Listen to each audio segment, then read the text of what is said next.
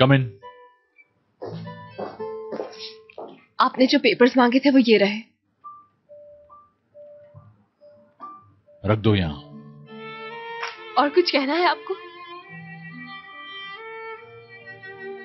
क्या हुआ तुम? आप क्यों पूछ रहे हैं ये? वैसे ही तुम्हें देख के लग रहा है कि तुम किसी बात से परेशान हो। हमारे बीच कुछ ऐसा नहीं है कि मैं अपनी बातें आपसे शेयर करूं। मेरी पर्सनल बात है, बहुत ही ज्यादा पर्सनल।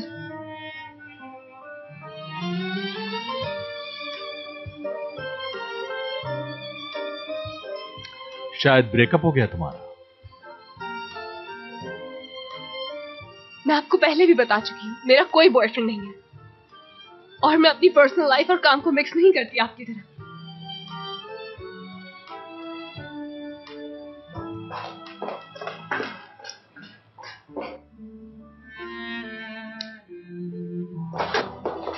देख कर चलो, मुराद सर से फिर लड़ाई हो गई और उनका गुस्सा ये मुझ बेचारी पे निकालने लगती है।